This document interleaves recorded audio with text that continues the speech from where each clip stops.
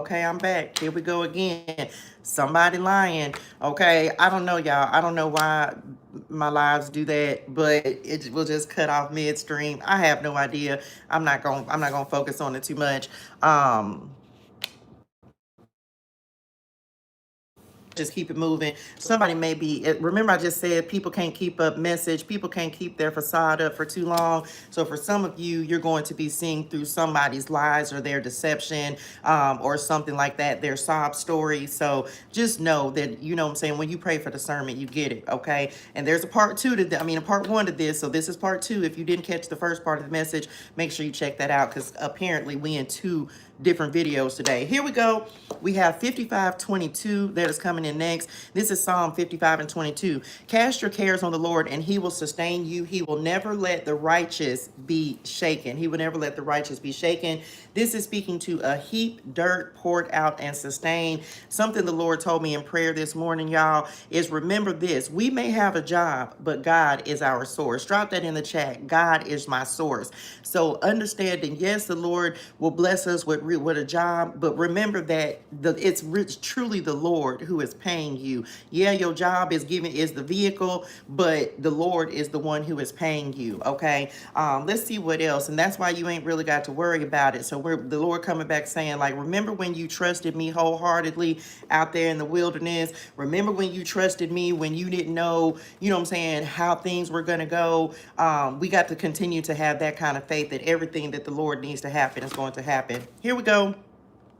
I am at peace with my past and excited for my future. The future is good, okay? The future is good. So let's clarity this and see. For many of us, I feel like, again, this is us getting things out of the way. This is us getting, like, for some of y'all, it's like you seeing through someone's falseness. That is you understanding, like, man, I just got to deal with you a certain kind of way, or I'm not going to deal with you at all, because your future is bright. You have things. Look at how he's raised up, and whatever's down here, we can't see it. He's raised up. Come on, God, raise us up, right? Drop that in the chat. Raise us up. This is you raising yourself up as well, against the riffraff and the foolishness that we don't have time for, right? Let's clarity this and see what the okie doke is about, child. What's somebody trying to pull? This is beloved. This is 1 Peter 5:7. I don't know why I just got paused right there. 1 Peter 5:7. Cast all your anxiety on him because he cares for you. This is lovers, friends. So again, for some of you, you're going to be seeing through some false friendships, right?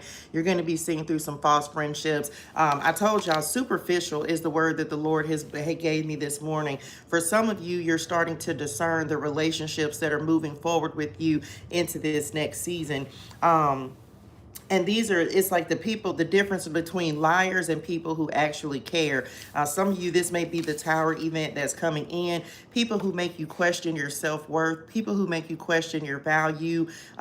We can't take those people into our next season because they can stop us in some sort of way. So it feels like many of you, this is coming up in the past position. So the Lord has been showing us the truth about people, allowing us to see through. And this may be what you're in the process of dealing with right now, as you are continuing to move forward in your vision and in your purpose and what it is that God has instructed you to do.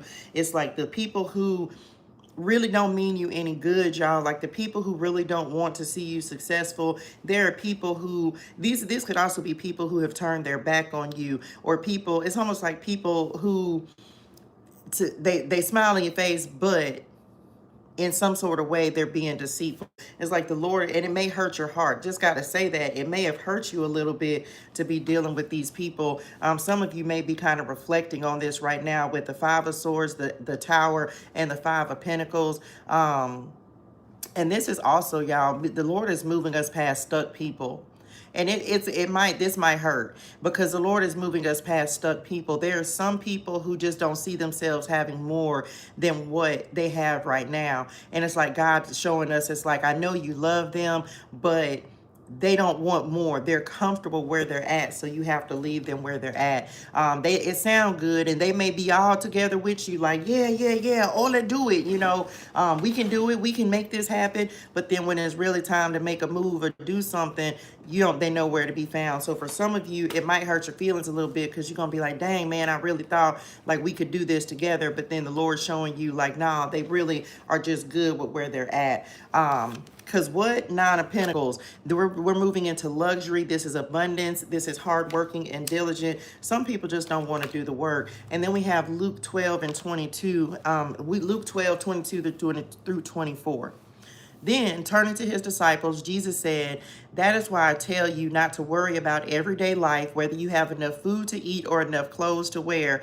For life is more than food, and your body more than clothing. Look at the ravens. They don't plant or harvest or store food in barns, but God feeds them, and you are far more valuable to him than any birds," okay? Than any birds. So for many of you, as you are, and this is like the cares, what we're just talking about with the battery, right? It's just like, Lord, help. You know what I'm saying? And one way or another, y'all, the Lord will come through. Sometimes it's just the ability to work an extra shift at your job, right? Maybe you have an expense that covers up, and maybe you don't get the blessing to cover the expense, but maybe the Lord gives you the strength to go to work an extra day, or something like that. Maybe he gives you the courage to ask somebody who you wouldn't normally ask. Maybe your pride will be in the way, and you be like, I don't want to, you that person that don't want to ask anybody for anything. So maybe the Lord will give you this, like give you the courage to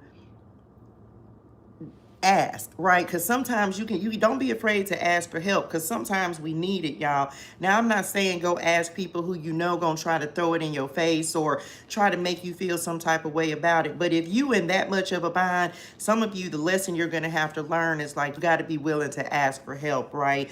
Luke 12, 22 through 24. Luke 12, 22 through 24, where Jesus is talking about, don't worry about everyday things, right? Keep your eyes focused on the Lord. Everything that you need is going to come to you sometime, but it doesn't always come in the form of, oh, the Lord just going to give me a financial blessing. Sometimes it's just, okay, Lord, make me able, make me strong enough to go do this extra shift. Make me strong enough to stay up a little later and work on my business, or just whatever it is, y'all.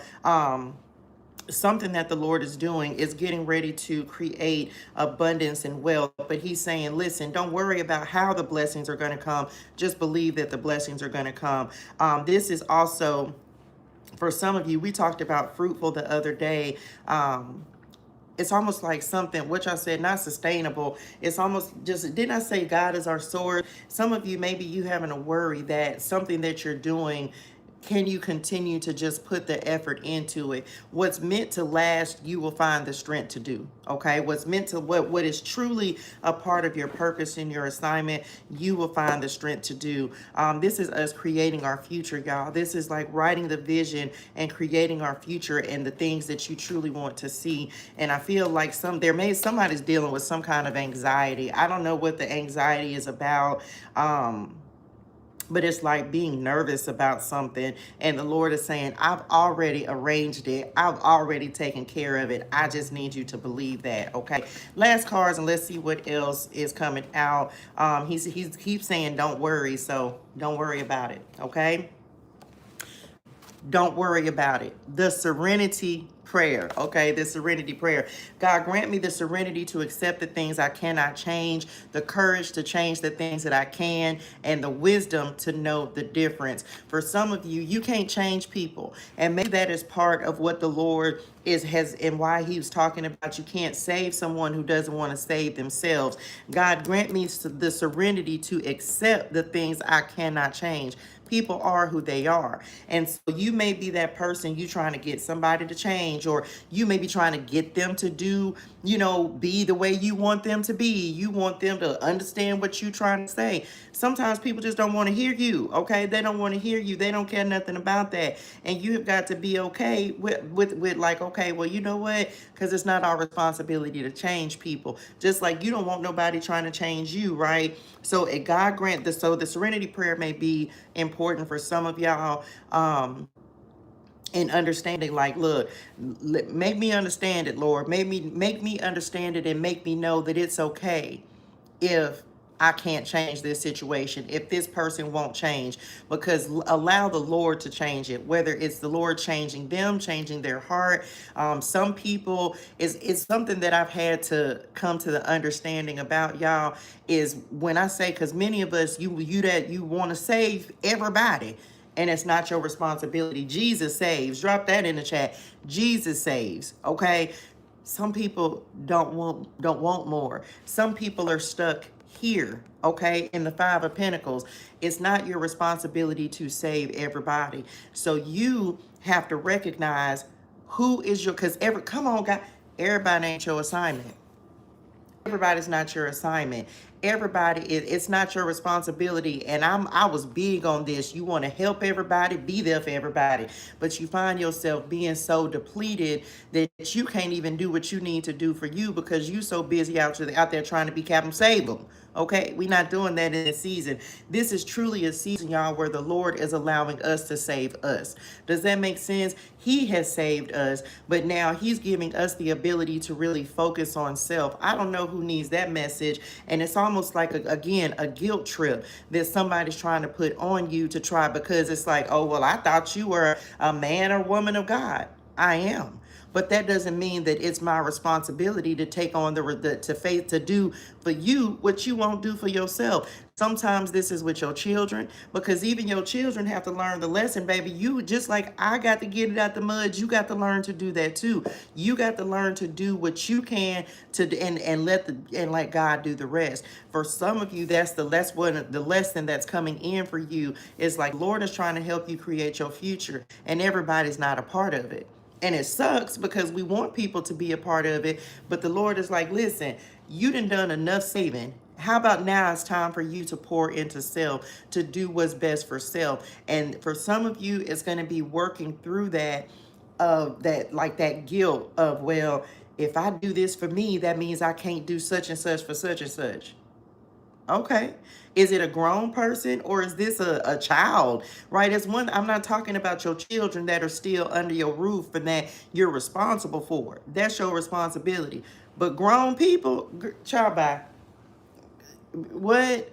It's not your responsibility. So you want me to be grown because you don't want to be? I ain't gonna be able to do it. And I'm not talking about people who can't do it for themselves. Maybe there's something wrong with them, like physically or something. I'm not talking about that. I'm talking about people who are able, capable, and competent to take care of themselves. But you keep on coming to their rescue, which is why enabling, right? Which is why you keep on and then you sitting there. Now they still out doing whatever they want to do, and you sitting there broke, disgusted because you done came and saved them. But then you start feeling some type of way because you like, man, you handling me like you using me to get what you want.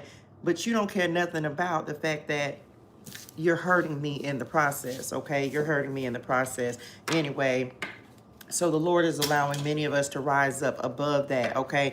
You can't save everybody. You're not supposed to. Everybody is not your assignment. And that is a hard lesson to learn, because you can think that you're supposed to be there for somebody and then come to find out, baby, you ain't even supposed, that ain't even your assignment, honey. You got to let them learn for themselves. Everybody got to walk out their life, their karma, and go through what they go through, because you gonna keep taking on 10 of Wands, right? You gonna keep taking on what's not your responsibility, and then what? And now you putting yourself, your health is messed up, your mental health is messed up. You feel some type of way. Child, we can't do that. We can't do that. And it's hard because people will try to judge you. Which part? And then I'm finna go. People, that's when, you a man or you a woman of God. People try to take advantage of that just because you walking with the Lord. Listen, Jesus had to walk away from people. So don't get it twisted now. Cause what? No, we're not in that season, y'all. Like, for some of you, it's people who gonna try to use the fact that, well, God would do it. Well, let him. Let God do it. Let God do it, and stop expecting me to do everything for you. You can go to Jesus just like I do, because the door is open, right? Anyway, I don't know who needed this message today, but it felt like it was just coming in, like, for whoever this is, if you keep running to somebody's rescue, you're not going to give the Lord an opportunity to you're going to end up taking on some of their lesson or their karma, and then you're going to put yourself in a worse position, okay? So just know you can't save someone who doesn't want to save themselves, okay? That's it. That's the message. Lord, I hope this helps somebody. That's all I got. It's time to be great and amazing, do great and amazing things. Y'all, hydrate your soul, drink your water, say your gratitude, have a fantastic and amazing day in purpose, on purpose. Thank y'all so much for the likes, the shares, the comments, the subscribes, the love, the energy. I'm so truly grateful. I will see y'all on tomorrow, child. Make sure you're writing things down. I feel like the Lord's going to give me more on Habakkuk 2, 2, and 3, but he needed to kind of interject and say, hey, wait a minute. You ready to come? You ready to come save somebody? No, we're not doing that. Stand on your boundaries. 10 toes down. Okay, 10 toes down. I will see y'all in the morning. Okay, 6 a.m. Central Standard Time. I love y'all in real life. Thank y'all. Y'all make sure y'all watch the intro, because I guess it was an intro, huh? A whole intro. Y'all, I wonder why my videos be doing that. Anyway, I don't know. Y'all be great and amazing. I will see y'all on tomorrow. I'm going to have to try to figure it out. Somebody call YouTube. Okay.